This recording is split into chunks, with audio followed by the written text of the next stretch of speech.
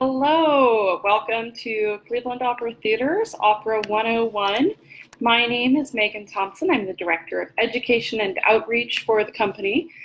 We've been really excited to be bringing you all of these Opera 101 videos since quarantine started. So this has been lots of fun. It's been a complete blast. Uh, but today we actually, I shouldn't say but every day we invite our listeners to ask us questions, share topics that they'd like to learn more about, to give us some content. And because right now it's a lot of times whatever strikes each of our own fancies, which has been working just fine. But today I do have a question from one of our listeners. One of our listeners mentioned that we reference a lot of opera singers who have already passed away and who are, not exactly current. So the question was, who are some of today's current living opera singers who are really famous that we should be listening to? And I have to say, this is kind of a loaded question because there are so many amazing singers currently performing. So I almost feel bad answering this question because I'm sure I'm going to leave some amazing, top-notch person off the list. So just bear in mind, this is not an exhaustive list. There are lots of options out there, lots of great, great singers doing amazing things. So a lot of times, I kind of fall into the pattern. I think a lot of us do, where we find a couple of singers that we really like, and we tend to gravitate to them. So I knew if I just did this episode by myself, you were going to hear a lot about mezzo sopranos and baritones, because most of my favorite singers tend to be in those two voice types. So I decided to turn to the internet for some help, compiling a good mixed list. So I looked up, different articles from Opera News, Opera Wire, individual blogs, Reddit, to see who everyone is really enjoying listening to. And again, it was very overwhelming. So if you really want to do your homework, just start scouring the internet and you'll find all sorts of people to go listen to. So today we're going to try to keep it a little shortish, we'll see. There's some obvious ones. I'm sure you've already heard some of these names. In fact, I think I mentioned them a few weeks ago when we were talking about voice types. But you've got your headliners that, you kind of can't hear the word opera without hearing at least one of these names attached to it. Renee Fleming, Joyce DiDonato, Bryn Terfel, Cecilia Bartoli, Anna Netrebko, Placido Domingo, Angela Georgiou. So these are those folks that, pretty much if you've heard any opera ever, you've probably also heard one of these singers. And they're amazing. They're great. There's a reason why Sean, Stephanie Blythe. Yeah, Stephanie Blythe would be a great one to go listen to. So there are just countless singers who are out there. I am going to start with my personal favorite, a mezzo, Elena Garanca. So she just has such a fabulous voice. She's Latvian, but anything she sings is gorgeous, but I specifically love her version of Carmen. So if you're not familiar with her, or even if you are, go watch Carmen. She does a great Carmen. Another amazing singer who's actually gotten a lot of more current media coverage is Juan Diego Flores. He's really known for his encores in La Fille de Régiment. So, 9 high C's in a row, it's crazy to do it once, let alone, an encore. It's crazy. It's crazy. But he's an amazing tenor. Go listen to him. Somebody a little on the younger side that you may not have actually heard of yet, Angel Blue. So Angel is a soprano, but she's young. She has a magnificent voice. Opera Wire has actually really praised her legato lines in her singing, but just fantastic. She's been really rising over the past couple of years, singing in some really major houses. So might want to keep an eye on her. Go listen to her if you don't know her. And then another one that you may or may not know, Eileen Perez. So she actually opened in the Dutch National Opera's 2019-20 season, but she's won Opera News Awards. She's done a number of large roles that you're familiar with. And then she's also has become an ambassador for Opera America and Opera for Peace. So another one to kind of keep on your radar. Going a little more old school again, Barbara Bonney. Maybe not quite as well known, but certainly does not reflect her level of talent. She is an amazing, talented singer. She has a really silky voice, and so she does a lot of lesser known music too, which probably does not help her in terms of propelling to the top of everybody's mind, but that's a really cool niche that she really makes for herself. So all sorts of recordings out there. She even has a foundation where she issues, I guess it's scholarships for younger singers to help them enhance their musical education. Another younger one that we probably don't know as well would be Julia Van Doren. She's younger. She's really just coming into her own. She collaborated with Dawn Upshaw recently. She really specializes in the Baroque repertoire. So coloratura singer, you should go listen to her. Let's just say you should go listen to all of these folks. Luca Pisaroni, baritone. Finally have a baritone on my list here. He has made his role debut in the title role of Don Giovanni, but also a debut as Escamillo and Carmen. He has created roles in new operas like Don Ponce the Phoenix. You should really just keep an eye on him. He's really coming into his own, doing a lot of cool stuff around the world. And another person who's a little on the younger side is Jessica Pratt.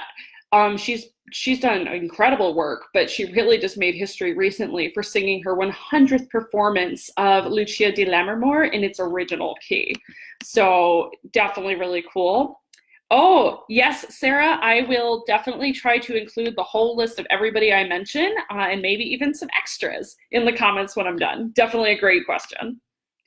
Some others, Lawrence Brownlee. If you have not gone and listened to Lawrence Brownlee, you need to.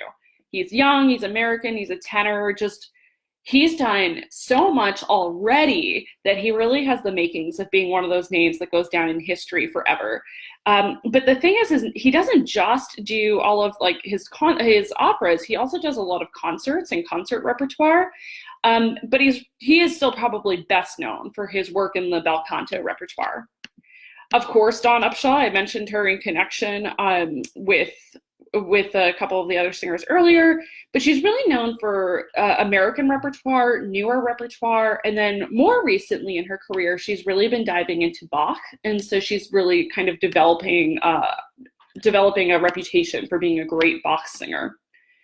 Javier Camarena, and sorry, because I am probably mispronouncing some of these folks' names, so I apologize in advance. But he actually crowned himself the king of encores because he's known for doing numerous encores. And he's really that's kind of his thing. He really enjoys doing encores. Opera Wire specifically praised him, saying that he displayed immaculate coloratura lines and expressiveness in his vocal line, which moved effortlessly. And so if you are interested in coloratura repertoire for tenor voices, he is probably one of your top right now who's still alive to be listening to. Again, speaking of agile voices, this is a great time to segue to one of a very familiar name. You probably know Kathleen Battle. She is still alive, still kicking. Her opera career was cut a bit short back in the early 90s. The Met fired her for unprofessional actions. So it definitely puts a little bit of a hindrance on your career when the Met says they don't want to work with you, but she really still had lots of great connections and still is making quite the career outside the Met, recording, doing all sorts of repertoire, Baroque, classical, jazz music. And then actually she's been doing some really great recordings of Negro spirituals. Her African-American roots are really, coming through in that powerful, emotive music. So check out Kathleen Battle. She's one who should not be reckoned with. Ramon Vargas, a Mexican tenor. He's really well known for having a large voice. He's really great technically too. So he's a good one that I like to recommend for younger singers who are looking because he's using very good technique. But just huge resume. And then what's also cool is that he still keeps busy with a charity that he and his wife founded for disabled children or who have been disabled. So their son actually suffered a brain injury when he was just a baby and lived several years as a quadriplegic. And so a lot of the proceeds from Ramon Vargas concerts goes actually into a memorial fund that helps folks with disabilities everywhere. So definitely another good one to keep your eye on.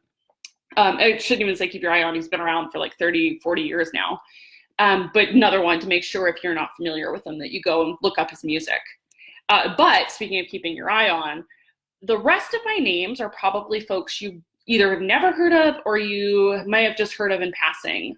These were all younger singers, younger in the opera world being like under 40, but younger singers who are really making a splash, really getting into the international scene and making something of themselves. So for instance, Angela Zara, who's a soprano from Mississippi, has really started to make a distinction for herself, singing roles like Donna Anna and Don Giovanni. We've got Renee Barbera, who's a bel canto tenor specifically, but he's from Texas, but he's been making a lot of European debuts recently. He's been singing in Vienna, Amsterdam, Paris, Berlin, Rome, Milan. He even debuted at La Scala. So definitely another person to keep your eye on. Michaela Bennett, she's from Canada, Canadian soprano. She graduated from Juilliard though. And she's cool to me because she does the classical repertoire, but she's also gotten a lot of attention for her Broadway repertoire. And that's something I always like to see. I love to see singers who have that versatility. So keep an eye on her for sure. She's also doing a lot of like newer music, song festivals. So she's kind of making her way. Oh my gosh, my list is going to go on and on. So I'm going to start skipping some of these names, but I might post them all in the comments so you have them. One I do want to mention, because we don't hear a lot about newer countertenors, and countertenors have such a unique place in the repertoire. So we've got, and I know I am probably mispronouncing his name, Aryeh Nussbaum Cohen, a countertenor from Brooklyn. He was super young when he actually won one of the Metropolitan Opera National Council finals. I think it was back in 2017. And so super young, still young, like what, 27 now, I guess. But he's actually released a solo album of music by Handel, Vivaldi, Gluck. And 27 is not an age you usually see people recording and doing albums. Like that's crazy young to be releasing albums. But he's just that amazing and awesome. Go listen to him, make your own opinions. Don't listen to me. We've got Jennifer Davis. She's from Ireland. And I think she really drew a lot of attention to herself when she stepped into Lohengrin at the Royal Opera House.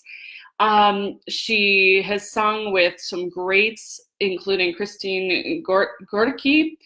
So lots of Wagnerian music. And, you know, I saw Sean McGrath on here. I bet he knows her. I bet he's listened to her. We've got, oh gosh, I've got to start skipping some of these. My list keeps going. Ryan McKinney, here's one who's actually been on my radar for a while because he got featured in an article a few years ago with somebody I had gone to school with. And so bass baritone, California, wide range of repertoire, everything from like the Mozartian, like classical rep to our newer stuff. In fact, he sang Stanley Kowalski opposite Renee Fleming. So it kind of gives you an idea how good this guy is. So go check out some of his recordings, but it's really interesting because he's even sung some Wagner. He's actually sung several Wagnerian operas, usually smaller roles, but still that's a lot for a younger singer. Ronita Nicole Miller, great mezzo. She's from my home state, Florida, and she's done some really cool stuff, both nationally as well as internationally, including in Berlin. So those are the folks I really like to look at as who's making it not just in our own country or in their own home country, but around the world, who's like really starting to pick up some traction. Because I feel like in the next 10, 20 years, these are the folks who we're going to start hearing as those ubiquitous household names instead of Renee Fleming. Maybe not instead of, but up with Renee Fleming. And then another one I really wanted to point out was Adela Zaharia, a Romanian coloratura soprano. She really, around 2017 or so, started really just picking up. She actually debuted here in America with Gilda and Rigoletto, but what really like solidified her career, really got her on everybody's radar, is when she was quickly substituted for Diana Damrau as Lucia in Munich's production of Lucia di Lammermoor.